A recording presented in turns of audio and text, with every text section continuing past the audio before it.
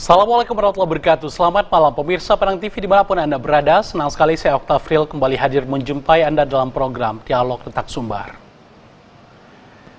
Pemirsa, keseriusan pemerintah Provinsi Sumatera Barat, terkhusus dalam hal ini pariwisata, telah membuahkan hasil dalam juga anugerah Desa Wisata Indonesia 2023. Tak tanggung-tanggung ada 5 penghargaan yang diboyong pulang dan ada 2 lagi yang memecahkan rekor muri pemirsa. Diantaranya ada rumah gadang terpanjang di Sejunjung dan juga ada tato tertua dari Mentawai.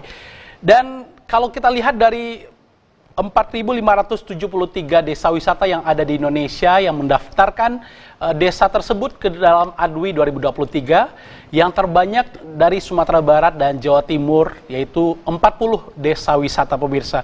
Seperti apa desa wisata di Sumatera Barat ini dan apa langkah ke depan setelah penghargaan ADWI ini diterima? Apakah ada dampak yang cukup besar untuk pariwisata dan juga ekonomi kreatif lainnya? Kita bahas selengkapnya malam hari ini. Hebat 5 desa wisata Sumbar juara. Kami hadirkan Kabid Destinasi dan Industri Dinas Pariwisata Provinsi Sumatera Barat, Bapak Doni Hendra. Assalamualaikum Pak Doni. Waalaikumsalam warahmatullahi wabarakatuh. Selamat malam pemirsa Detak TV, Padang TV. Selamat Metezul, kemudian juga Pak Abdi. Selamat malam, terima kasih Pak Doni telah hadir. Selanjutnya saya kenalkan pemirsa, beliau adalah Koordinator Tim Pengembangan dan Pendampingan Desa Wisata atau TP2 Dewi Sumatera Barat, Maete Muhammad Zorizul. Assalamualaikum Maete. Waalaikumsalam Dinda. Selamat malam, sehat Bang? Dan sukses selalu Padang TV. Baik, terima kasih telah hadir via Zoom malam hari ini. Selanjutnya pemirsa, kami hadirkan pegiat desa wisata via Zoom, Bapak Muhammad Abdi. Assalamualaikum Pak Abdi. Waalaikumsalam, Pak Ustaz, selamat malam.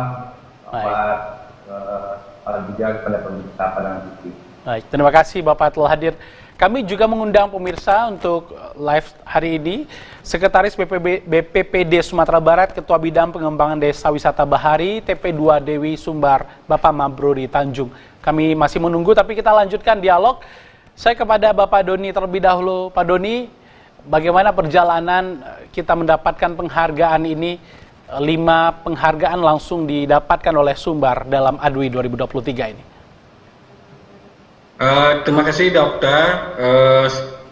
Bahwasanya penghargaan yang kita dapatkan ini perjalanannya sangat panjang. Ini yang di hadapan Pak Okta ini ada yang pahlawan-pahlawannya nih. Pertama Metezul, beliau Ketua TP2 Dewi bersama anggotanya, bersama dari seluruh pentahelik yang tergabung dalam tim TP2 Dewi yang dibentuk oleh Pak Gubernur. Kemudian juga di dalamnya ada Pak Abdi sesuai dengan SK Gubernur nomor 326 557 2023 tentang tim pemberdayaan dan pengembangan desa wisata. Dimulai dari sana berangkatnya dulu, bahwasanya kita sudah punya sebuah tim yang super lengkap, komplit. Dan inilah yang melakukan pembinaan.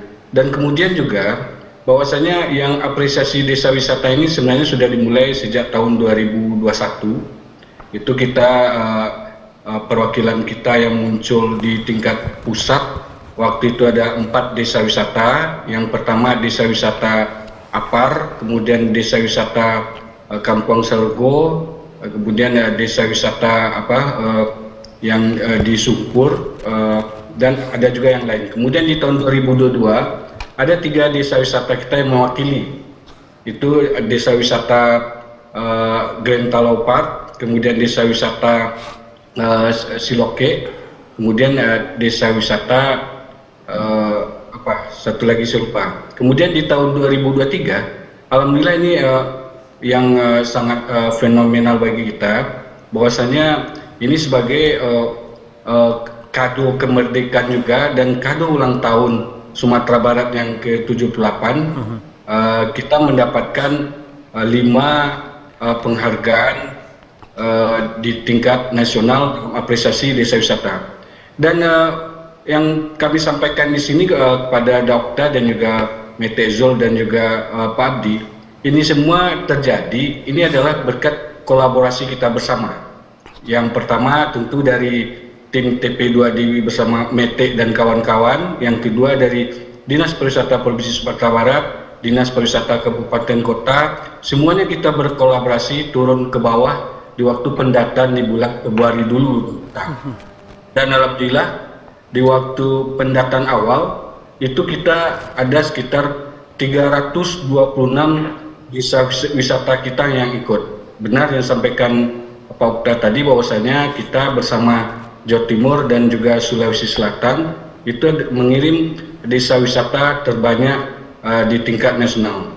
Dan dalam perjalanan penilaian dibantu oleh tim TP2 Dewi, Mete Zul, Bundo, kemudian Pak Elvis, kemudian Pak Abdi, yang lain-lainnya, dan dibantu oleh kawan-kawan oleh Kepala Dinas Kabupaten Kota, dibantu oleh Pak Wakil Gubernur, Pak Gubernur, Bupati, Wali Kota. Dapatlah hasil kita di hari Minggu kemarin di TMI diumumkan bahwasannya kita mendapat 5 juara di tingkat nasional. Yang pertama juaranya tersebut adalah juara 1 untuk kategori daya tarik pengunjung wisata. Ini kita mendapatkan muntai. Nah, kenapa muntai di sini bisa saja istilahnya ada seni dan kebudayaan yang menjadi daya tarik utama di sana. Kemudian yang kedua adalah juara 1 dari 10 desa terbaik kategori untuk homestay dan toilet. Ini kita mendapatkan desa Lawang yang ada di Kabupaten Agam. Yang pertama tadi Muntai itu di Kabupaten Mentawai. Kemudian yang ketiga kita juara 1 juga dari 8 terbaik desa wisata berkembang.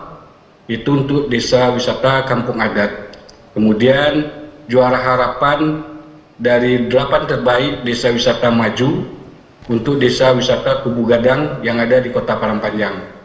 Yang satu lagi adalah juara harapan juga dari 10 terbaik untuk kategori daya tarik pengunjung untuk desa wisata Nyarai di Kabupaten Padang Pariaman. Dan alhamdulillah di waktu sorenya ini kita juga mendapatkan 2 rekor muri untuk Bapak-Bapak Ibu-Ibu pemirsa ketahui ini adalah hadiah dan kado ulang tahun Sumatera Barat di yang ke-78 ini. Yang pertama adalah untuk rekor murinya untuk perkampungan adat di Sejunjung dengan kategorinya adalah rumah gadang berjejer terpanjang.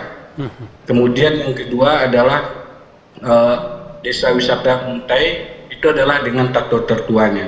Semuanya Okta ini tidak bisa terwujud kado istimewa ini kalau tidak ada kolaborasi dari kita bersama.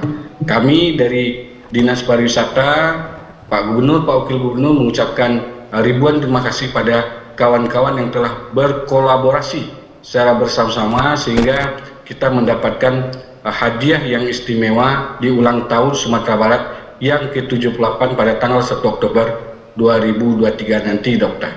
Mungkin demikian. Oke. Baik, saya kepada Bapak Zurizul. Halo, Mete.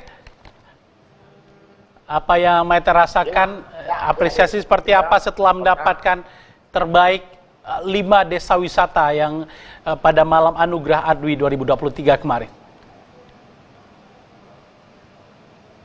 Ya, kita berikan apresiasi yang setinggi-tingginya kepada teman-teman Podarwis, teman-teman kelembagaan yang ada di Nagari, Pak Wali Nagari, ada Bumnak di Nagari, dan ini Mama yang ada di Nagari yang berkolaborasi dengan pemerintahan Provinsi Sumatera Barat, dengan Dinas Pariwisata, dengan stakeholder, terutama juga teman-teman dari akademisi. Ini suatu kolaborasi yang luar biasa, termasuk juga media.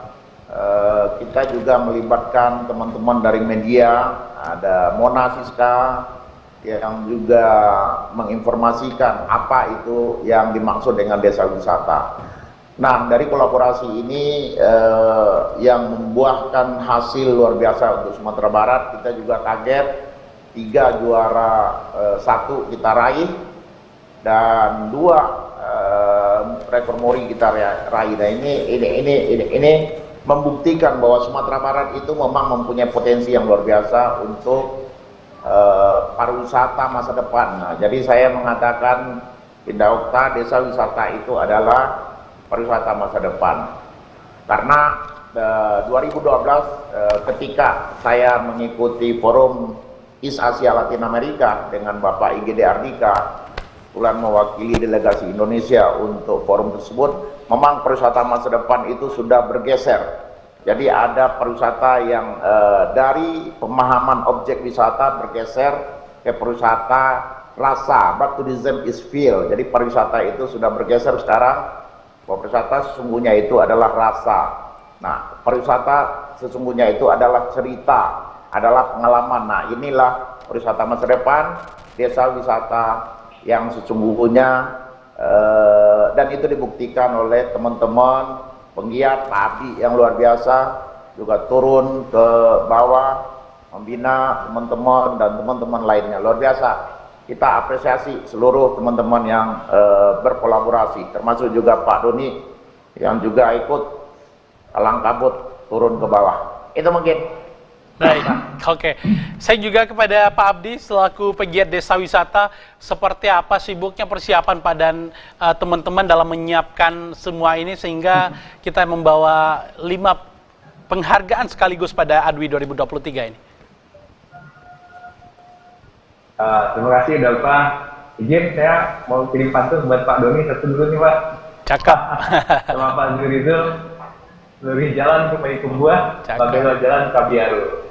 Bara kesana ngasih Pak Doni di Pak Zurizul, Sumbar Boyong 5 juara ADWI 2023. Cakep. Pertama, kalau kita di lapangan itu jelas sesuai arahan pertama dari Dinas Pariwisata Provinsi, kemudian dari Pak Zurizul juga, beliau komandan saya di PT 2 DIY.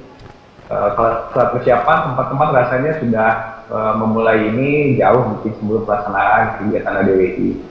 Kalau secara administratif, memang tadi Pak Doni sudah sampaikan di bulan-bulan Januari-Februari 2023 itu fase-fase yang sangat menegangkan bagi teman-teman desa wisata di Sumatera Barat, termasuk rekan-rekan di Dinas Pariwisata Provinsi dan Kabupaten Kota. Karena apa? Profil tentang desa wisata yang akan diikutkan pada ADWI 2023 secara administrasi itu masih didaftarkan di akun Jadesta. Nah, akun Jadesta ini operatornya juga ada yang dari Dinas Pariwisata Provinsi, kemudian dari Dinas Pariwisata Kabupaten Kota juga. Teman-teman di desa wisata Pokdarwis di Sumatera Barat mesti melengkapi profil untuk mengisi akun Jadesta.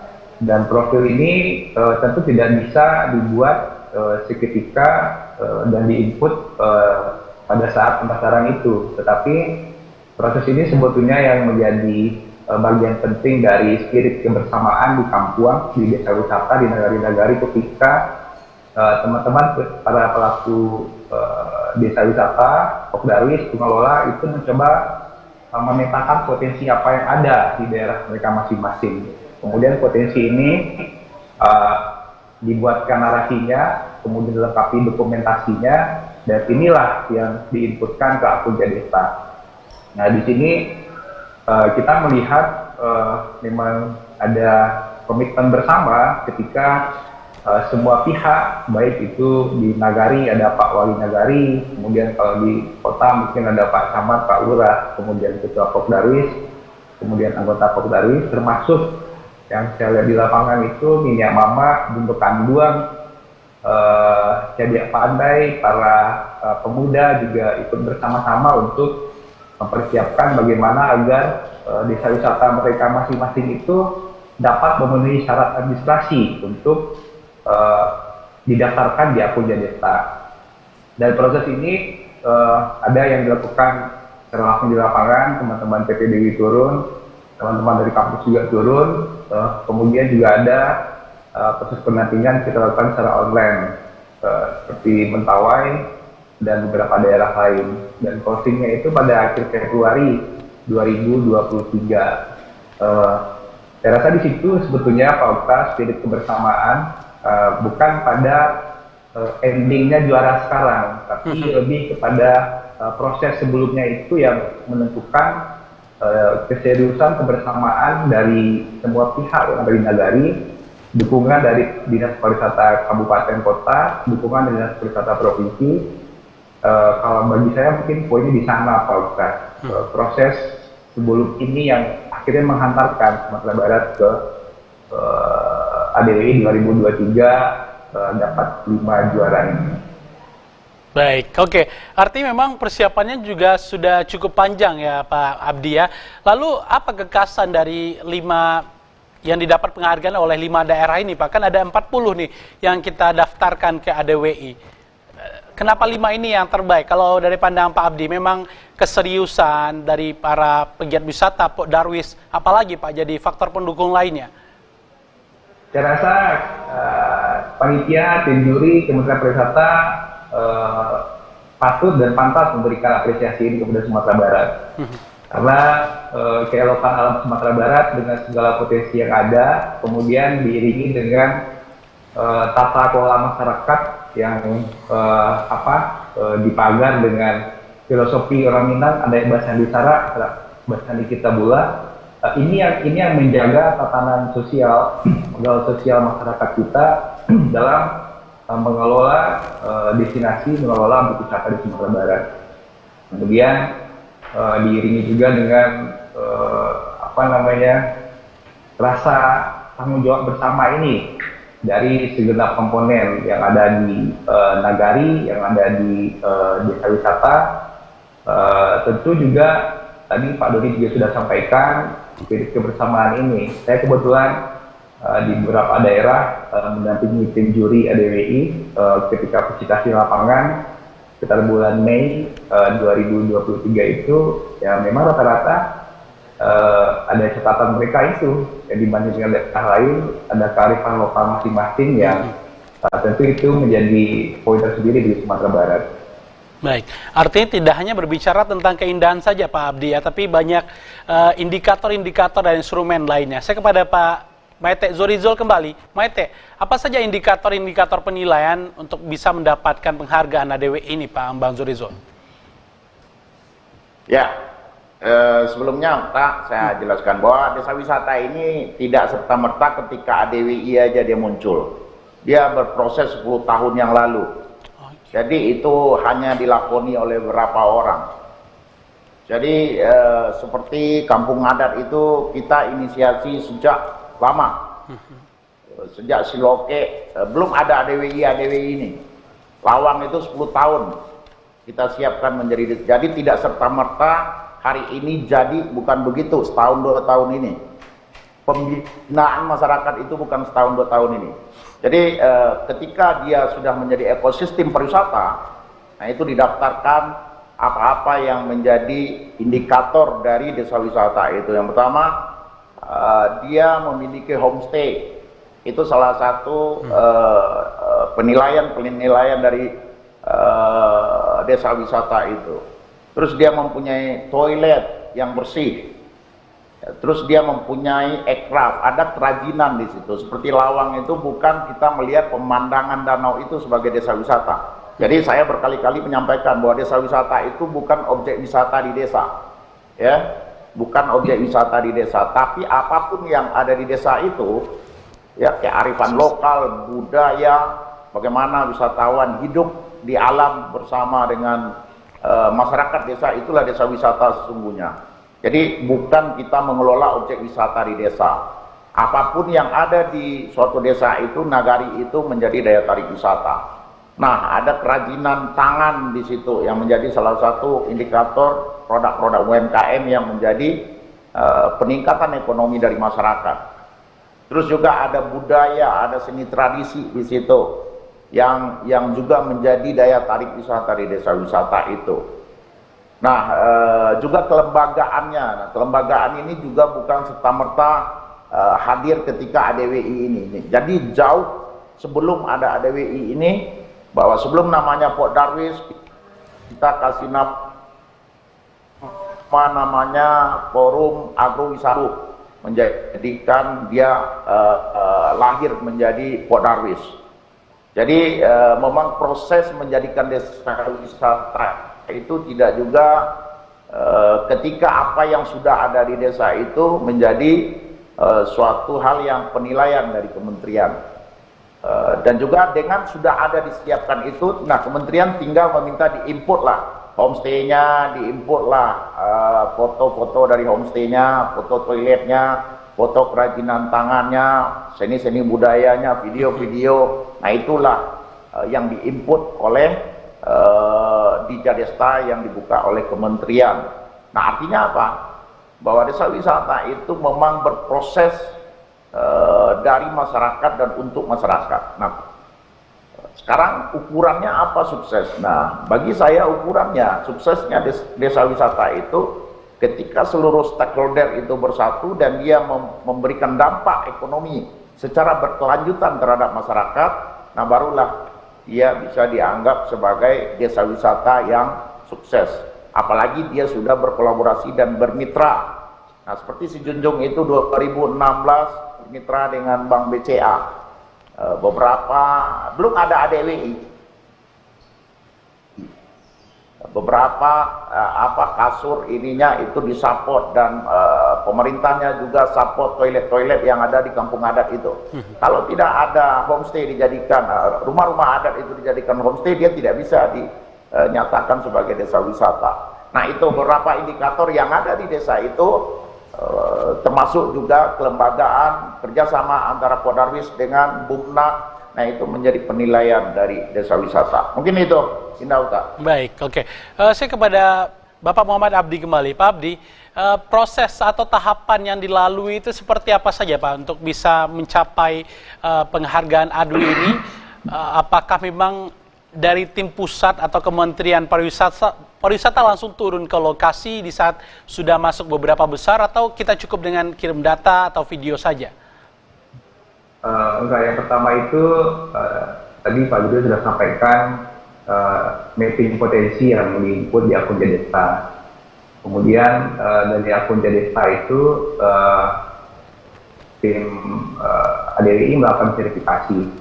Dan setelah dilakukan verifikasi itu sekitar bulan April itu keluar pengumuman 500 besar desa wisata terbaik di Indonesia.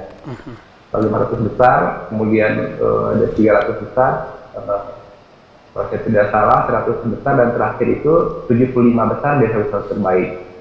Nah dari 75 besar desa wisata terbaik di Indonesia ini, Kementerian Pariwisata melalui tim juri melakukan visitasi lapangan ke 75 besar desa wisata terbaik di Indonesia tadi.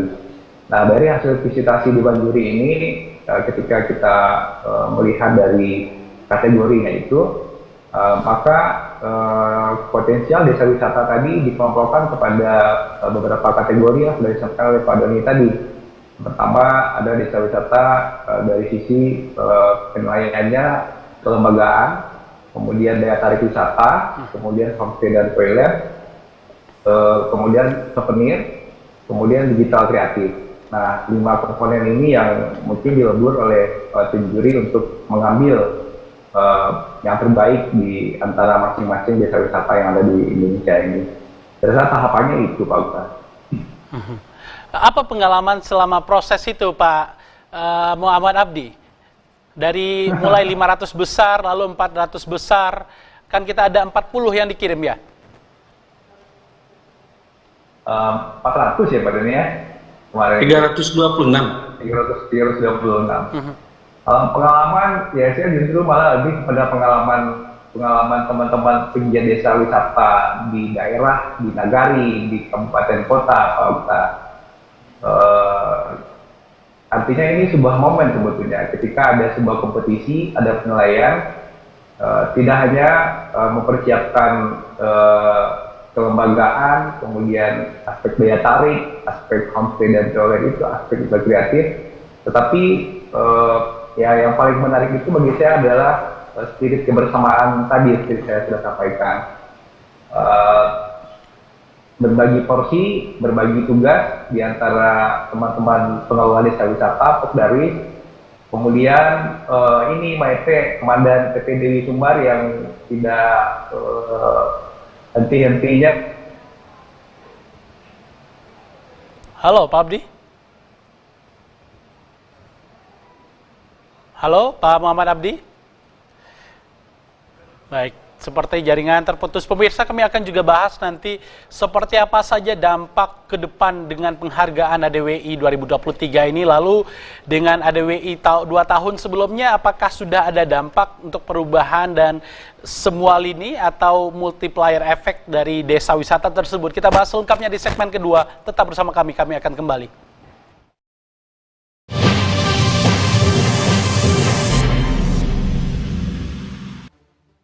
Dimanapun Anda berada, senang sekali saya Nasrin Basir kembali hadir dalam program Advokat Sumber Bicara. Kadang-kadang yang dipikirkan itu tidak nasib rakyat. Kalau kita sebagai pemimpin, sejahtera masyarakat kita, senang masyarakat kita, disitulah tingkat kepuasan yang kita miliki. Usaha super mikro. Masya Allah, ini adalah program jembatan terpendek ke surga. Saya katakan seperti itu di perpundak pada gubernur gitu. Itu menurut saya lokomotif perekonomian Sumbar itu ke depan saya harapkan pariwisata. Dibalikan pariwisata nomor 1. Dibalikan dari sektor pertanian. Kalau pariwisata nomor 1, kami akan tepuk tangan. Berarti tepuk tangan dia pasti puji saya.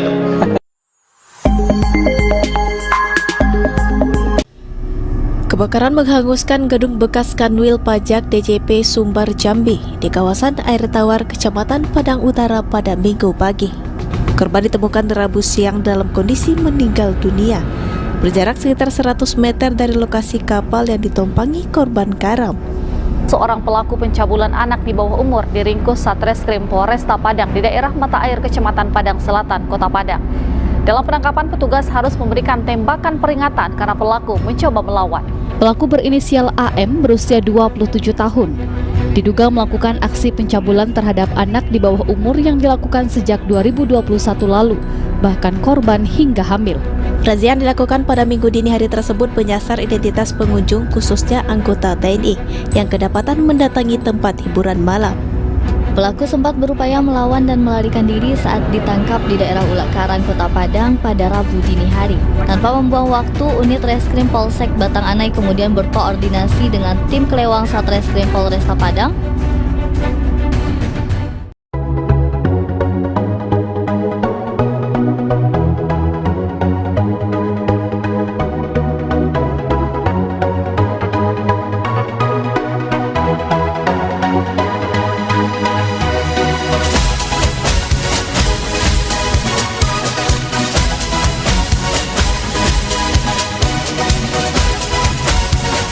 Beragam informasi aktual, menarik, dan terkini. Rangkaian peristiwa penting yang terjadi sepanjang hari di Sumatera Barat. Semua kami sajikan spesial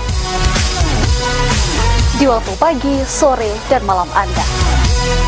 Pastikan Anda tidak melewatkan Detak Pagi, Detak Sore, dan Detak Sumbar.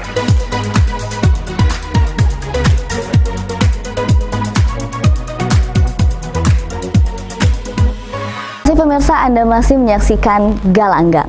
Kehadiran ratusan taekwondo ini juga mencuri perhatian pengunjung Plaza Andalas karena tidak biasanya latihan bela diri digelar di pusat perbelanjaan. Belasan atlet gulat Kota Padang terus giat melakukan latihan untuk menghadapi sejumlah agenda kejuaraan, yakni Porprov, Kejuaraan Nasional Gulat di Kalimantan Timur, dan Prapon. Rido yang mulai mengenal bela diri Kempo sejak kelas 4 SD di Dojo Balai Kota Lama, saat ini terus berlatih untuk mempersiapkan diri. Meski belum memiliki peralatan dan sasana yang memadai, namun tidak menyurutkan sejumlah remaja yang masih duduk di bangku SMP ini untuk giat berlatih di tabing boxing, Kelurahan Bungo Pasang, Kecamatan Koto Tangah, Kota Padang. Mereka dibimbing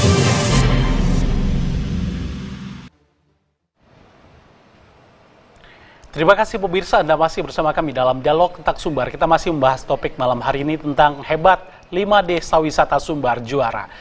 Saya kembali kepada Bapak Kabid Destinasi dan Industri Dinas Pariwisata Sumbar, Bapak Doni Hendra. Pak Doni, boleh diceritakan kembali Pak, apa kekhasan dari 5 yang didapat penghargaan ini, 5 daerah tersebut Pak? Terima kasih Udah. Yang pertama kalau kami sampaikan apa yang disampaikan Pak Abdi sama Mete Zul tadi, bahwasanya desa wisata ini sesuatu yang berproses. Kemudian yang kedua, semua penetapan ini memang timnya dari pusat. Nah, ini timnya dari pusat. Bahwasanya apresiasi desa wisata ini diinisiasi oleh tingkat pusat. Kemudian dari kami, dari Dinas Pariwisata Provinsi, kemudian TP2 Dewi di bawah komando Metezul, bagaimana kita memfasilitasi dan juga memberikan pemahaman terhadap desa-desa wisata tersebut.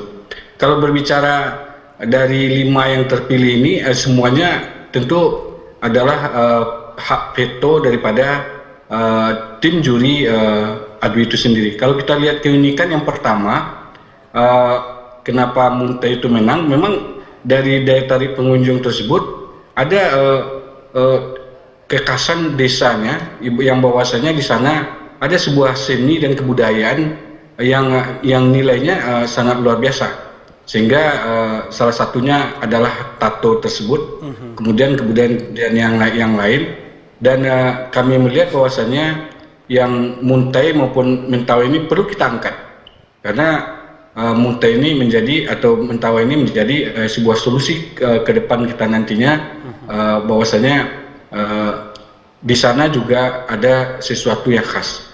Kemudian yang kedua, kenapa Lawang ini bisa menjadi juara 1 juga, kami melihat menang dari homestay dan juga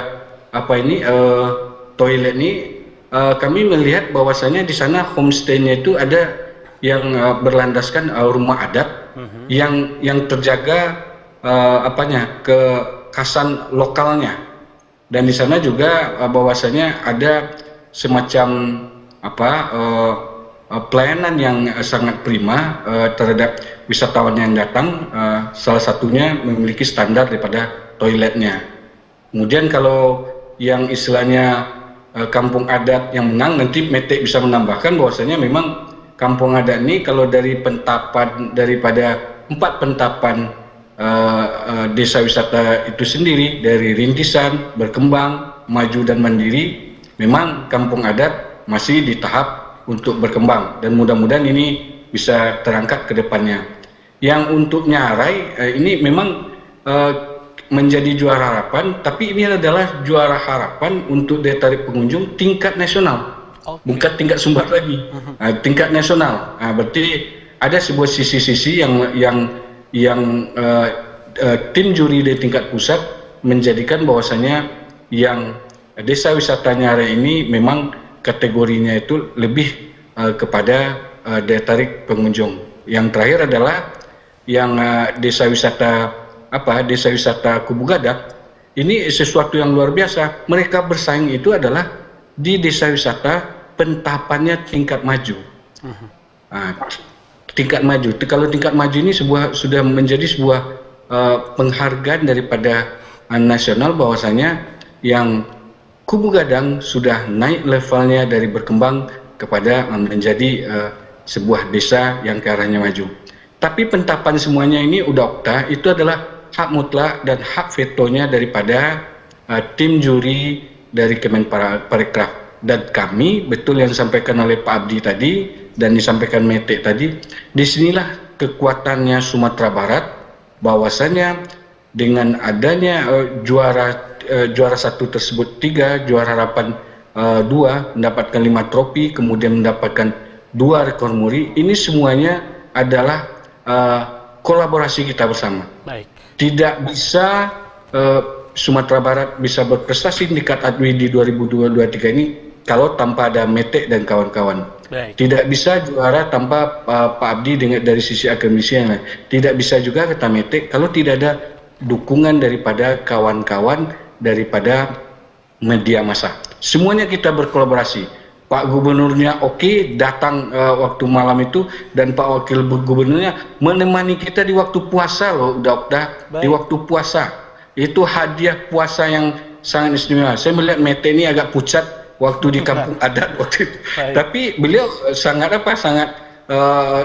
semangat sekali, bersama-sama kita kompak semuanya, makanya kita dapat kado istimewa di waktu ulang tahun Sumatera Barat yang ke-78 ini. Oke, baik. Kalau kita lihat dari 2 tahun sebelumnya, ini memang ada peningkatan ya, Pak Dodi ya. Dari sebelumnya ada 4, lalu 3, dan sekarang dapat 5. Sebenarnya target yang dipasang oleh Sumatera Barat sendiri dari 40 yang didaftarkan, berapa Pak? Dan akhirnya dapat 5 gitu ya? Kalau target kita, yang pertama, kita kembali yang disampaikan Mete, bahwasanya proses ini sudah berlangsung lama. Ini hanya sebuah ajang untuk apresiasi dan penghargaan terhadap desa wisata yang telah berbuat selama ini lebih kurang 10 tahun. Kalau target di 2021 itu kita lebih kurang sebanyak 231 yang masuk. Target kita waktu itu 200 desa wisata. Alhamdulillah berkat usaha bersama target terlampaui 231. Kita menghasilkan 4. Baik. Kemudian di tahun 2022 target kita berpartisipasi itu lebih kurang 250 desa wisata, dan ternyata berkat kolaborasi Mete, Pak Abdi dan kawan-kawan untuk Okta kita sampai malam. Sampai tengah malam pun turun tim ini semuanya. Saya mengucapkan terima kasih yang luar biasa. Yang maju ke pentas nasional dan target desa wisatanya lebih kurang 294. Dan di tahun 2023 ini Pak Gubernur dan Pak Wakil Gubernur memasang target lebih kurang 300 desa wisata yang siap berpartisipasi, dan targetnya adalah 4 desa wisata yang maju di 75 desa wisata. Alhamdulillah Pak Kadis Pariwisata Provinsi, Pak Luhur Budianda, dan kita semuanya kembali kepada Mete dan juga Pak Abdi, Bu Mona, Bundo, Pak Elvis yang lainnya, bersama Bu Nemi dari Dinas Pariwisata, kami semua turun. Alhamdulillah kita bisa mencapai target yang berpartisipasi lebih kurang 326 desa wisata, dan alhamdulillah dari target yang disampaikan Pak Gubernur, Pak Wakil Gubernur dari 4, kita bisa 5 yang berpartisipasi tingkat nasional di 75 desa yang ikut apresiasi desa wisata tahun 2023. Baik, luar biasa tentunya. Ini adalah kerjasama yang begitu sangat serius ya Pak ya, sehingga kita dapatkan melebihi dari target. Saya kembali kepada Maete lagi. Maete, dari 40 desa wisata, berapa sebenarnya yang dijagokan Maete?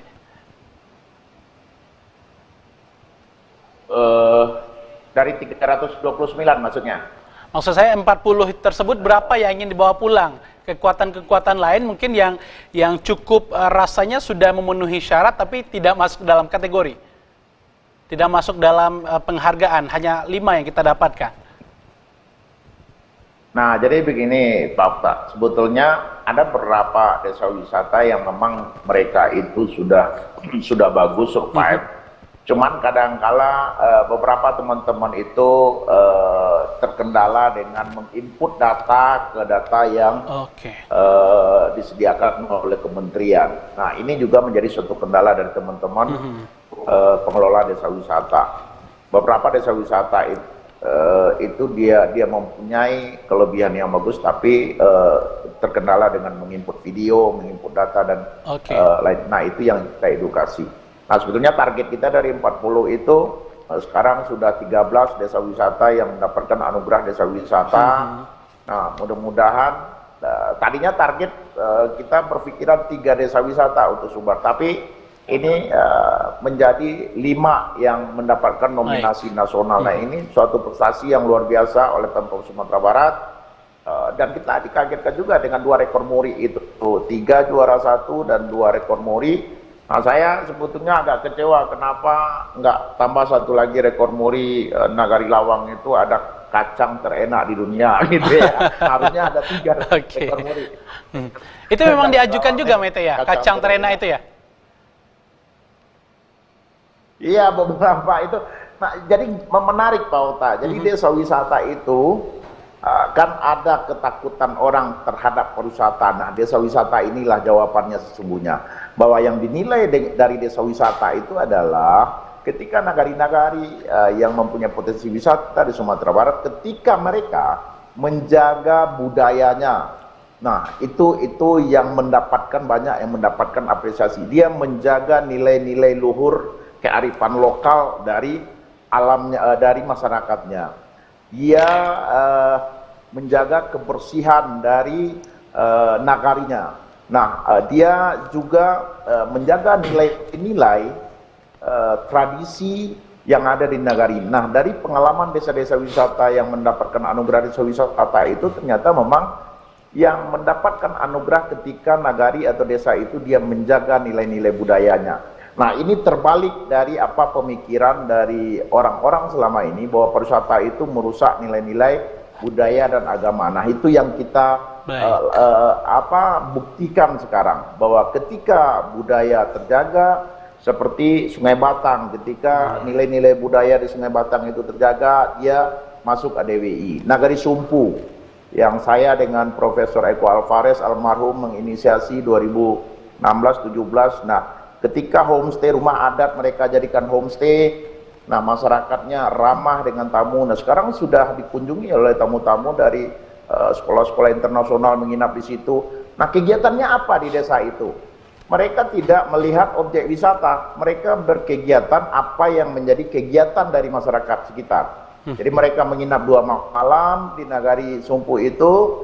Nah, mereka ikut ke sawah, mereka menjalo lauk ya,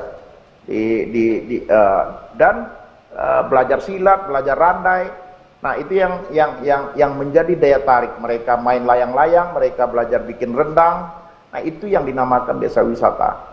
Jadi menariknya dari desa wisata ini yang mendapatkan anugerah desa wisata adalah ternyata desa-desa yang menjaga nilai-nilai adat, budaya, kearifan lokal, dan keramah tamahan dari nagari itu tersebut. Itu dari target 3 kita dapat 5, alhamdulillah. Luar biasa Pak Doni, Pak Kabid kita ini ya, harus menjadi kadis lagi nih. Baik, kembali Mbak Ete, dari 326 tersebut memang ini memang sudah ada sejak lama juga wisata-wisata tersebut, atau memang dari Pok Darwis yang ada itu menghadirkan karena nampak keindahan tersebut, lalu dukungan dari pemerintah juga, makanya lahir pariwisata yang ada. Maksud saya ini apakah bisa diciptakan dari sumber daya alam yang ada, Maete? Ya, dari dulu cuma beberapa ya, Nagari Lawang, terus muncul Sumpu, Nyarai juga sudah lama, terus Nyalo di rumah-rumah masyarakat dijadikan homestay di Sungai Nyalo, di Mande, terus kampung adat sudah mulai.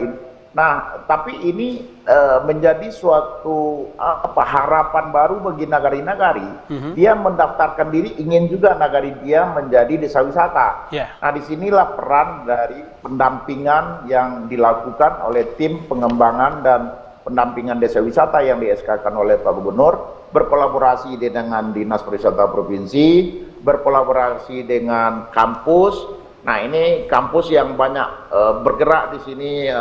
Kita acungkan jempol dengan Pak Abdi dan Universitas Muhammadiyah Sumatera Barat yang luar biasa. Nah, berkolaborasi, UMP juga berkegiatan. Ini berkolaborasi menjadikan desa itu dia layak dinyatakan desa wisata. Nah, apa syaratnya? Syaratnya yang utama adalah ketika dia sudah ada wisatawan menginap di situ. Jadi ada homestay di situ. Nah, itu sudah dianggap dia desa wisata berkembang. Kalau dia baru di edukasi awal, dia dianggap desa wisata rintisan. Nah, ketika dia sudah mulai orang menginap di situ, orang berkegiatan di desa itu, dia dianggap sudah mulai berkembang. Nah, ketika dia sudah settle, artinya apa itu settle? Tamu yang menginap di situ itu sudah berulang-ulang.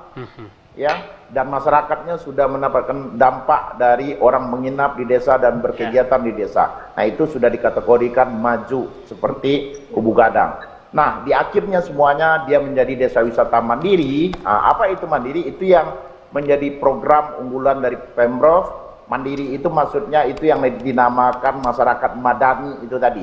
Ketika di desa itu tidak ada lagi orang yang miskin, karena dia sudah mendapatkan manfaat ekonomi dari desa wisata. Barulah kita anggap dia menjadi nagari madani. Itu kira Pak Uta. Baik, saya kembali kepada Pak Abdi. Pak Abdi, dari 13 desa wisata atau ada 7 ya kurang lebih yang sudah mendapatkan penghargaan di 2 tahun sebelumnya, itu bagaimana performanya sekarang Pak Abdi? Apakah berdampak terhadap masyarakat di sana atau seluruh ekosistem itu ada kemajuan atau tidak Pak dari penghargaan tersebut? Atau hanya sekedar dapat penghargaan, lalu seremonial, lalu tidak ada dampak sekali dan tidak ada kemajuan setelah itu? Saya rasa ini konkret Pak Uta, tentu ada kemajuan. Yeah. Ya, contoh sederhana saja, contoh kecil saja, ketika di tahun 2021 Sumatera Barat itu masuk 3 juara 50 besar ADWI 2021 itu. Daerah yang tadinya belum dikenal, kemudian ya tidak memiliki akses yang baik, akhirnya ya wisatawan pada datang, baik wisatawan domestik maupun mancanegara. Itu contohnya Kampung Wisata Sarugo di Kabupaten 50 Kota. Kemudian Sungai Batang juga begitu. Sungai Batang kebetulan sudah ada magnet di sana adalah Museum Buya Hamka. Nah, pasca jadi 50 besar juara 4 daya tarik wisata, itu banyak teman-teman dari Pok Darwis yang lain di Sumatera Barat melakukan studi banding ke sana, begitupun juga ke Nagari Suku. Nah, jadi hal ini juga akan terjadi di ADWI 2023 ini ketika Mentawai dapat juara, kemudian Si Junjung dapat juara, Kubu Gadang juga, Lawang juga begitu. Yang paling pertama itu yang mendapatkan impact adalah sesama pengelola desa wisata di Sumatera Barat. Teman-teman Pok Darwis di beberapa daerah yang lain otomatis akan melakukan studi banding ke sini. Kemudian akan melakukan komparasi tentang apa yang menjadi aspek daya tarik, aspek indikator penilaian sehingga teman-teman ini layak menjadi juara. Kemudian yang kedua adalah komitmen dari kita bersama. Bersama Pak Zurizo juga, teman-teman yang lain, Bundo, Pak Bagrakis dan sebagainya, kita melihat bahwasanya ajang ADWI 2021, 2022, 2023 itu adalah salah satu kemunculan potensi baru di daerah. Kita menyaksikan sendiri bahwasanya juga ada beberapa kawasan yang tadinya belum terbranding, tetapi dengan ikut di ADWI, kita lihat contoh saja pada 2023 ini, akhirnya teman-teman di Dinas Pariwisata Kabupaten Kota juga mengetahui kalau kawasan mereka punya potensi lain yang selama ini belum teroptimalkan, belum terekspos, belum tergarap. Akhirnya menjadi PR bersama, tidak hanya bagi yang menang, tetapi desa wisata yang sudah terdaftar di akunnya Desta ikut ADWI otomatis juga sudah akan menjadi PR bersama, baik oleh pemerintah daerah, kabupaten kota, begitu juga bagi teman-teman di pemerintah provinsi. Nah, manfaat yang paling kuat itu adalah sekarang kita merasakan semua desa wisata yang ikut di ADWI 2021, 2022, 2023, yang pasti itu sekarang sudah punya website gratis, Pak Uta. Oke. Ya, jadi website itulah yang menjadi media untuk promosi. Salah satunya mempromosikan. Nah, tinggal nanti bagaimana konten ini bisa dimaksimalkan, konten ini bisa dilengkapi lagi dengan berbagai macam fasilitas yang lain. Karena kalau kita buka random sekarang di akunnya Desta, kita lihat Provinsi Sumatera Barat, kemudian ada sebaran kabupaten kota di sana, akan terlihat di akun itu apa saja yang sudah menjadi profil dari desa wisata yang ada di Sumatera Barat. Yang belum juga ada. Nah, yang terpenting itu sekarang bagi kami adalah komitmen bersama pasca menjadi pemenang. Sepakat dengan Pak tadi, setelah menjadi pemenang, apakah hanya sebatas seremonial atau memang ada sesuatu action plan yang jelas ke depan yang bisa dimaksimalkan tidak hanya oleh pemerintah provinsi, pemerintah kabupaten kota, tetapi juga stakeholder di desa wisata, baik itu Pak Camat, Pak Wali Nagari, kemudian Pak Joromnya, dan unsur kepemudaan, bentukan doang, saya rasa mungkin ini yang akan menjadi PR bersama untuk memastikan ya jati diri menjadi pemenang itu memang sesungguhnya, tidak hanya di database yang dinilai oleh Dewan Juri, kemudian Dewan Juri sudah datang visitasi ke lapangan, kemudian bagaimana ke depannya. Nah, ini mungkin yang akan menjadi PR bersama, termasuk juga bagi teman-teman perguruan tinggi yang melakukan pendampingan. Tentu tidak bisa yang sifatnya seremonial, harus sustainable juga, berkelanjutan. Saya rasa itu. Baik. Kalau visitasi ke lapangan tersebut dari pusat atau panitia ADWI-nya itu di berapa besar, Pak Abdi? Kalau 2023 ini 75 besar, Pak. Kalau di 2021 itu 50 besar. Jadi ada peningkatan di 2023 itu jumlah desa wisata terbaik berdasarkan hasil penilaian. Baik, oke, selamat datang juga kami ucapkan. Selamat bergabung kepada Bang Mabruri Tanjung selaku Ketua Bidang Pengembangan Desa Wisata Bahari TP2 Dewi, Sumatera Barat. Terima kasih Bang telah hadir. Kembali kepada Bang. Siap. Bang Abdi, pendampingan dan pembinaan seperti apa saja yang dilakukan oleh Pak Abdi dan teman-teman UMSB sejauh ini dalam membina desa wisata yang ada di Sumbar ini? Ya mungkin kita masing-masing di perguruan tinggi punya ciri khas masing-masing, tapi secara patron Kementerian Pariwisata itu dari tahun 2017 itu membuat program pendampingan desa wisata berbasis perguruan tinggi. Nah, kebetulan kampus kami di Fakultas Pariwisata Universitas Sumatera Barat itu dari tahun 2017 kita sudah mengikuti workshop dari Kementerian Pariwisata, kemudian 2018 juga masih diikutkan, 2019 juga masih diikutkan Kementerian Pariwisata tentang perkembangan pola pendampingan desa wisata. Nah, kalau secara umum pola pendampingan itu jelas bagaimana memasyarakatkan pariwisata dan mempariwisatakan masyarakat. Karena kita hanya mengingatkan masyarakat bahwasannya potensi di sekitar ini sebetulnya memiliki daya tarik. Hanya saja mungkin karena masyarakat kita berada di kawasan itu, berada di tempat itu, karena keseharian di sana, jadi kurang menyadari kalau ternyata yang di sekitar kita ini memiliki nilai jual, memiliki daya tarik. Kemudian kita hubungkan dengan filosofi kita di Sumatera Barat, di Minangkabau, adat bahasa di Sara bahasa di Kitabula. Sebetulnya konsep pariwisata ini muncul jauh sebelum adanya aktivitas yang kita sebut sekarang pariwisata ini. Ya. Sepengetahuan kami, Nabi Muhammad SAW juga sudah melakukan hal ini jauh sebelum ada konsep pariwisata. Sebenarnya konsep hijrah itu ya memang inilah yang kita aplikasikan pada saat ini.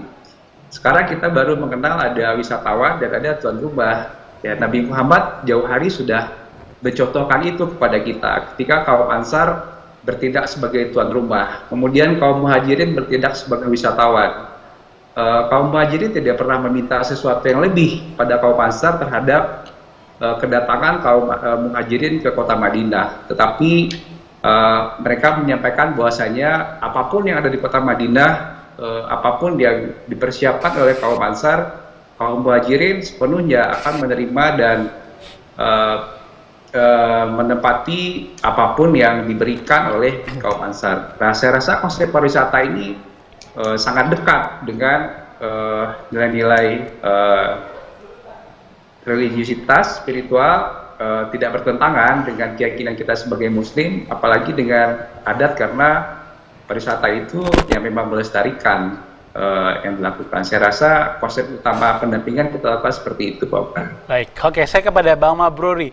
Bang Mabruri yang concernnya terhadap wisata bahari, seperti apa kekhasan sebenarnya dari BUMT sehingga mendapatkan penghargaan pada ADWI 2023 ini, Bang? Audionya. Terima kasih, Bang Os. Assalamualaikum warahmatullahi wabarakatuh. Waalaikumsalam. Selamat malam pemirsa Padang TV dimanapun berada. Semoga rahmat Allah SWT selalu menyertai setiap gerak langkah kita. Oke, terima kasih. Mohon maaf sebelumnya ada Doni, Kabit Destinasi, Dazul, Ketua TP2 Dewi, kemudian ada abang kita dari WMSB, Bang Doktor. Makasih atas undangannya. Mohon maaf tadi terlambat karena posisi sekarang lagi di Jakarta, tadi lagi macet di jalan. Baik. Mohon maaf Doni. Jadi sebenarnya pertama saya merasa sangat bersyukur. Ini kan menjadi desa kedua yang berada di daerah pesisir nih, yang menang Adwi. Kalau sebelumnya kan ada Gerinta-Lopak dan sekarang ada Munte. Jadi dari sisi politis, saya melihatnya ini kan sangat bagus untuk membranding Kabupaten Kepulauan Mentawai. Karena memang selama ini kan Kabupaten Kepulauan Mentawai dengan 3M 1K-nya itu kan itu 3 daerah itu berada di pesisir dan 1 di pedalaman. Itu kan masih belum, baru tahun ini Munte dapat nomor. Sebenarnya harapan kita ini kemudian menjadi mesin pelecut lah, agar Munte ini memang betul-betul diurus. Karena seperti yang kita tahu nih Bang Hos, yang namanya pariwisata ini kan tentu tetap pada 3 pilar utamanya, aksesibilitas, amenitas, kemudian atraksi ditambah, kemudian dengan SDM. Rata-rata desa wisata kita yang terdaftar tahun ini itu hasil dari penjaringan tahun ini itu kan ada 328 desa wisata kalau saya nggak salah, karena waktu itu saya terlibat juga. Kita kan ingin ada perubahan dari kuantitas menuju kualitas. Artinya ada beberapa desa wisata yang memang kita fokuskan untuk diurus, baik itu desa wisata yang berada di daerah pegunungan ataupun desa wisata yang ada di daerah pesisir, agar kemudian ini menjadi sebuah kekuatan. Sebenarnya seperti Munte atau Gerinta-Lopak, beberapa destinasi lagi yang berada di pesisir Sumatera Barat, saya pikir punya potensi besar asal memang diurus dengan benar, kemudian disupport juga dengan benar, karena daerah pesisir ini kan kaya akan atraksi. Nah, tinggal bagaimana kemudian meng-create ini gitu. Menurut saya itu Bang Host. Oke, baik. Dengan bergairahnya menyamurnya desa-desa wisata yang ada di Sumatera Barat, sejauh ini apakah sudah berdampak terhadap tingkatan kunjungan wisata dan perekonomian di daerah setempat, Bang? Kita tahan dulu, kita akan kembali setelah jeda pariwara. Tetap bersama kami, Detak Sumbar akan kembali.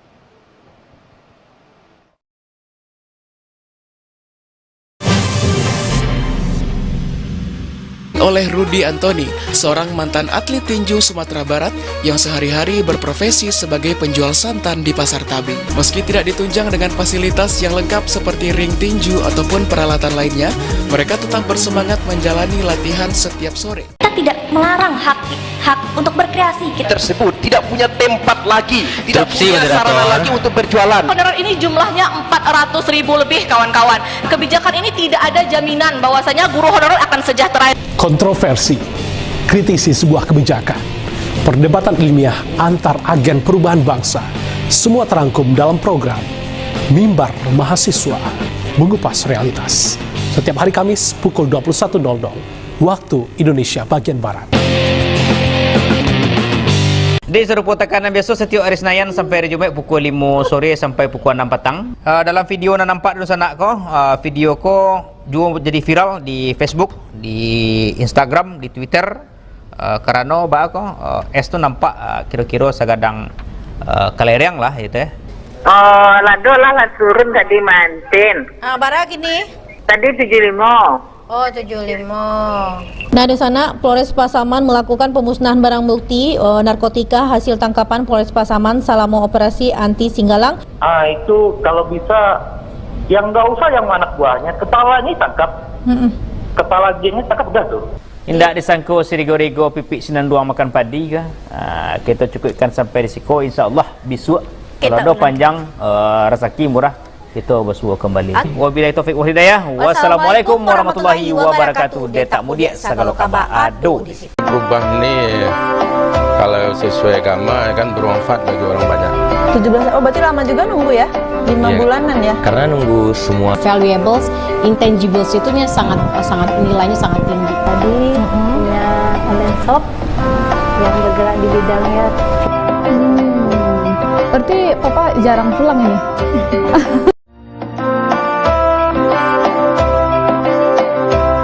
Kecelakaan beruntun yang melibatkan 5 kendaraan terjadi di Jalan Adinegoro, tepatnya di depan Pasar Lebuk Buaya, Kota Padang. Kecelakaan melibatkan 1 unit minibus, 1 unit city car, 1 angkot, dan 2 sepeda motor. Guna penertiban retribusi daerah sekaligus pengamanan aset di lokasi wisata, kawasan Pantai Corocok Painan tahun ini akan dipagar. Selain pembangunan pagar Pantai Corocok, tahun ini juga dimulai pelaksanaan pembangunan jembatan yang menghubungkan kawasan Pantai Corocok. Bapeda Kota Padang mencatat masih terdapat sejumlah hotel dan restoran yang menunggak pembayaran pajak sejak tahun 2021 yang belum dibayar sampai saat ini. Lantaran kesal, seorang ibu di Korong Pinjauan Nagari Pilubang, Kecamatan Sungai Limau, Kabupaten Padang Pariaman tega menganiaya buah hatinya.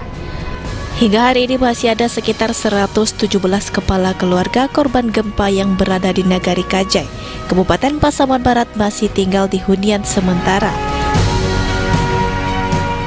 Satreskrim Polres Pesisir Selatan menetapkan 2 orang tersangka kasus tindak pidana perdagangan orang yang melibatkan anak di bawah umur. Pemirsa, kesenian tupai janjang diagendakan menjadi salah satu kurikulum dalam pendidikan seni budaya di Kabupaten Agam.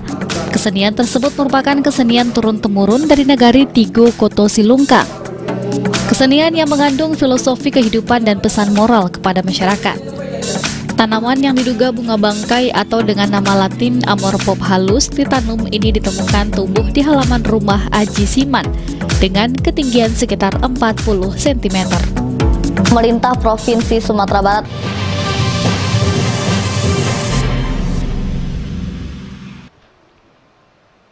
Terima kasih pemirsa, Anda masih bersama kami. Kita masih membahas topik malam hari ini, hebat Desa Wisata Sumbar Juara. Saya kembali kepada Bang Mabruri. Bang Mabruri menarik tadi tentang Mumtay, potensi wisata di sana dan akhirnya mendapatkan penghargaan di ADWI 2023. Sebenarnya kalau kita menyambung lagi apa disampaikan oleh Maete di awal tadi, terkadang ada masyarakat yang tinggal di desa wisata tersebut ataupun tokoh adat, tokoh agama gitu ya, yang menolak hadirnya wisata, takutnya ada perubahan nanti setelah itu masuk semuanya. Bagaimana sebenarnya kekasan dari masyarakat di desa Mumtay sendiri, lalu penerimaan mereka setelah daerah mereka dijadikan desa wisata? Kalau menurut saya sebenarnya Mentawai kan karakteristiknya agak berbeda ya dibanding kita masyarakat yang di Pulau Utama. Baik. Jadi kalau saya yakin kalau daerah Mumtay, apalagi sejarah pariwisatanya Mentawai itu bukan baru dia. Yeah. Mungkin dia termasuk salah satu leading sektor lah pariwisata di Sumatera Barat dengan destinasi surfingnya. Jadi saya pikir kalau bicara pariwisata di Mentawai, saya yakin tidak ada penolakan, karena selama ini masyarakat juga sudah hidup dari dinamika pariwisata, walaupun kemudian ini belum maksimal. Artinya yang perlu kita hadirkan di sini adalah menjadikan pariwisata itu sebagai salah satu alat kesejahteraan masyarakat yang berada di desa wisata. Ini yang penting untuk dipikirkan. Ini yang penting untuk kita pikirkan. Bagaimana masyarakat lokal itu kemudian menerima dampak pariwisata. Ya, kalau kita bisa bercermin sedikit lah ke Bali gitu. Desa-desa wisata di Bali itu, para pelakunya ya masyarakat yang ada di desa itu juga. Yeah. Kemudian feedback ekonomi yang menerima itu ya juga masyarakat yang ada di desa itu. Tapi kalau kita ingin itu terjadi, tentu harus ada konsistensi dia. Harus ada konsistensi, kemudian harus ada support, kemudian juga harus diurus tuh pilar-pilar yang tadi saya sampaikan. Karena memang harus kita akui juga secara jujur bahwa desa wisata kita belum berubah paradigmanya dari kuantitas menuju kualitas. Baik. Tapi kemarin dari hasil diskusi kita dengan Pak Kadis Pariwisata kemarin waktu di Mentawai, Dinas Pariwisata Provinsi saya lihat sudah akan menuju ke arah sana. Jadi merubah kuantitas menuju kualitas. Sehingga ini bisa menjadi apa ya? Bukan pilot project lagi, tapi kemudian menjadi set-set utama di beberapa kabupaten kota sehingga bisa menjadi contoh untuk desa-desa wisata yang lain. Baik, saya kembali kepada Pak Abdi lagi. Pak Abdi, selama pendampingan dan pengembangan desa wisata yang ada, apa kendala yang Bapak temui? Kalau dari pernyataan Bang Mabruri tadi, ternyata memang masyarakat Muntai sendiri sudah sangat aware dengan kehadiran wisata, otomatis mereka juga mendukung. Bagaimana dengan desa-desa wisata lain yang ada di Sumbar ini, Bang? Ya kalau kita pastikan kalau semua daerah punya kearifan lokal masing-masing dari sisi penerimaan konsep pariwisata. Tapi yang paling menarik itu adalah menyatukan persepsi antara lintas generasi. Nah, ini mungkin yang menjadi PR besar bagi kita. Karena kawasan itu yang memiliki tentu bukan generasi sekarang, generasi muda, tapi yang memiliki kawasan itu adalah para orang tua kita, nenek mama, kaum. Ya. Ada potensial destinasi yang tidak bisa digarap karena itu misalnya berada di kawasan tanah kaum, tanah adat misalnya. Nah, ini yang menjadi PR ketika bagaimana merasionalisasikan potensi daerah yang diangkat melalui desa wisata ini dapat diterima oleh para nenek mama kita di beberapa daerah. Dalam pendekatan itu, saya rasa mungkin bagi orang Minang cara masuknya Pak Okta. Baik. Kita di beberapa daerah belum pernah, dan insya Allah semoga juga tidak akan pernah mendapatkan situasi ada penolakan dari para tokoh adat kita, karena sosialisasi kita berikan utamanya adalah menyangkut dengan bagaimana memaksimalkan potensi lokal ini yang dikelola, digarap oleh SDM lokal, dan ini nanti akan berdampak kepada perbaikan ekonomi, perbaikan masyarakat, utamanya masyarakat lokal. Nah, bicara tentang wisatawan akan datang itu sudah tujuan kesekian, tetapi memaksimalkan potensi yang ada ini oleh orang lokal. Nah, ini yang lebih utama kita sampaikan kepada para tokoh adat kita, para nenek mama kita. Dan contohnya ketika ada kawasan yang sudah didatangi oleh wisatawan, ya akhirnya kan juga akan berdampak kepada anak kemenakan nenek mama kita. Ada yang melakukan aktivitas ekonomi, ada yang menjadi pemandu wisata lokal di desa wisata tersebut, kemudian ada rumah mereka menjadi homestay yang tadinya hanya rumah sudah ditinggalkan. Nah, impactnya itu tetap saja kepada anak kemenakan para tokoh adat kita, dan itu mereka sudah rasakan. Kemudian yang kedua, tentu keseriusan teman-teman dari pemerintah. Ya. Kalau kita berbicara tentang support pemerintah terhadap perkembangan desa wisata, saya tidak bisa pungkiri teman-teman di Dinas Pariwisata Kabupaten Kota pasti akan mengajak kita bercerita tentang keterbatasan anggaran. Tetapi mulai dari ADWI 2023 ini, saya rasa juga Pak Zurizo juga akan sepakat, mulai dari tahun 2021 beberapa desa wisata sudah ikut ADWI, rasanya sudah patut dan pantas masuk kepada anggaran belanja pemerintah kabupaten kota. Ya, jangan sampai nanti seperti di ADWI 2021-2022 aktivitas pemberdayaan, pendampingan yang dilakukan oleh pemerintah kan terbatas karena anggaran. Nah, mungkin dengan keberhasilan 5 daerah di Sumatera Barat masuk ke ADWI sekarang, rasanya bisa membuka mata kita semua kalau desa wisata ini termasuk yang tidak jadi juara di kabupaten kota masing-masing, ini sudah menjadi potensial untuk dikembangkan. Tinggal sinergi dengan teman-teman di tour operator, travel agent. Saya rasa dengan berkembangnya kawasan desa wisata di Sumatera Barat, ya akan menambah program paket tour yang akan ditawarkan oleh teman-teman travel agent. Harapan kita kan itu.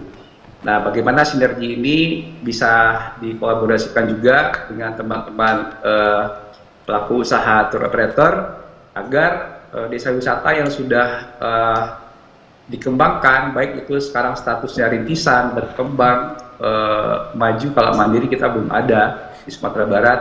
Ini juga mesti menjadi bagian dari produk paket wisata yang ditawarkan oleh teman-teman travel agent. Kalau bukan teman-teman travel agent, siapa lagi yang akan memasarkan potensi-potensi yang ada ini? Saya rasa itu Pak Ustaz, komitmen itu ya. Baik, saya kepada Mete Zorizul. Apa kendala yang ditemui sejauh ini terhadap desa-desa wisata yang kita bina selama ini, Pak Zorizul? Ya, jadi gini, saya cerita sedikit dulu ya Pak Ustaz ya. Dulu 2010 itu saya meninjau salah satu desa wisata di Malaysia, di Seremban tepatnya. Nah, itu ada namanya Plegong Homestay. Nah, Plegong Homestay itu 80% rumah warganya itu menjadi penginapan wisatawan yang rombongan yang datang. Nah, itu kebetulan orang Minang yang mengelolanya di situ. Baik. Nah, lucunya yang mereka jual di situ adalah budaya Minang. Plegong Homestay. Nah, kampung itu bus pariwisata pun tidak bisa masuk. Jadi kita parkir di luar, terus nanti mereka jemput dengan mobil kecil ke kampung itu. Nah, apa yang dijual di situ, kita menginap di rumah warga, terus pagi-paginya kita diajak berkebun, siangnya mereka diajak bikin makanan, belajar silat, terus sorenya main layang-layang, terus menginap, malam-malam ada acara kesenian, makan malam bersama. Nah, ini menarik dan itu ternyata pemerintah campur tangannya di situ. Awalnya itu pemerintah campur tangannya itu dengan mewajibkan siswa-siswa yang ada di Malaysia itu untuk menginap di situ. Jadi guru-guru di Malaysia, kalau kita kan guru-guru ngajak siswanya itu kan nginap di tepi-tepi pantai, pergi ke pantai, pergi ke mall, dan itu tidak mengedukasi dari siswa itu sendiri. Nah, jadi kita bicara desa wisata, kita bicara segmen pasarnya dulu, gitu ya. Nah, setelah itu untuk Pak Ustaz ketahui, hari ini itu desa Plegong di Seremban itu inden dari youth travel, anak-anak mahasiswa dari Korea, anak sekolahan dari Singapura, dari Jepang, itu inden untuk bisa menginap di situ. Mereka di situ menginap 2 malam, 3 malam untuk apa? Mereka hanya untuk menikmati suasana di desa. Mereka main congkak, mereka main foto lele, mereka main peta umpet, mereka main hal-hal yang main layang-layangan. Nah, itu segmen pasarnya. Indian sekarang dari siswa-siswa Singapura, Korea, Jepang. Nah, ini kita karena ada campur tangan pemerintah di situ, diawali dengan mewajibkan sekolah-sekolah Selangor itu dulu untuk berkegiatan di desa wisata itu, dan itu dibayar. Nah, sekarang kan guru-guru kita kepala sekolah ini kan bawa anak-anaknya bawa tapi lawe atau dibawa ke mall, kan tidak mendidik sekarang sekolah di Sumatera Barat ini.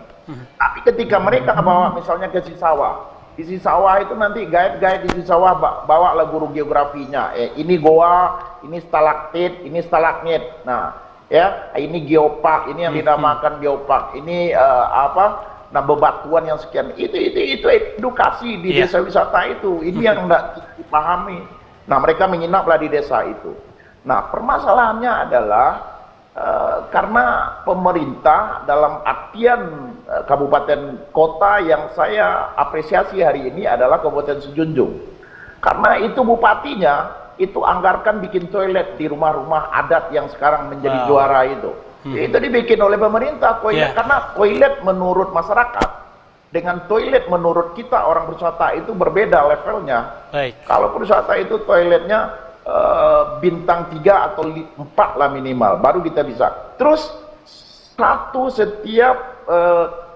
setiap 2 rumah adat itu tanggung jawab, 2 OPD tanggung jawab di kampung adat itu. Itu yang dilakukan oleh Bapak Bupati. Jadi mereka yang merawat rumah adat itu. Nah, sebentar Dokter, biar saya jelaskan sedikit bagaimana mendapatkan uang dari desa wisata ini supaya tidak menganggap lagi desa wisata ini objek wisata di desa.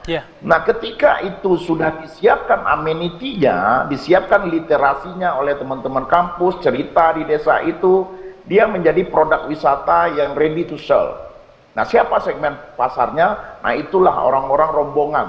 Nah, sekarang misalnya target dari desa itu untuk 100 orang menginap di situ. Artinya dibutuhkan di situ 50 rumah dibutuhkan, atau 40 rumah homestay dibutuhkan di situ. Nah, di teman baik saya Mas Doto di desa Merapi itu 1 bulan itu desa itu menghasilkan 1 miliar. Itu hanya dari anak-anak orang kaya dari Jakarta pergi ke Jogja menginap dia di homestay rumah warga itu. Mereka tidak menginap di hotel, ya, dia menginap 2 malam di desa Penting Sari itu di Jogja. Nah, cuman masalahnya sekarang seperti Mentawai yang Tanjung bilang tadi, umahnya orang pingin menginap di umah, tapi masalah toilet amenity masyarakat kita kan tidak semuanya mampu untuk membuat toilet itu. Nah, ini pemerintah harus anggarkan di sini. Baik. Jadi ada toilet, ada kasur, ada apa, nginap di bawah saja seperti yang ada di Sumpu sekarang. Nah, dulu Nagari Lawang itu mulai didatangi oleh siswa dari Malaysia, terus menginap dari siswa dari Jerman, dari New Zealand. Pekerjaannya apa selama di Lawang itu? Hanya majak sawah, main riak, mereka belajar silat, mereka membayar untuk itu. Barulah desa wisata itu menghasilkan uang terhadap masyarakat. Tapi kalau ini pemerintah tidak cuman sekedar terima penghargaan, tidak pernah dianggarkan membangun masyarakat itu, terus bimtek aja, terus pelatihan aja, terus menghabiskan anggaran. Udah hilangkan aja bimtek. Kami orang praktisi bisa edukasi masyarakat. Ya nggak usah bimtek.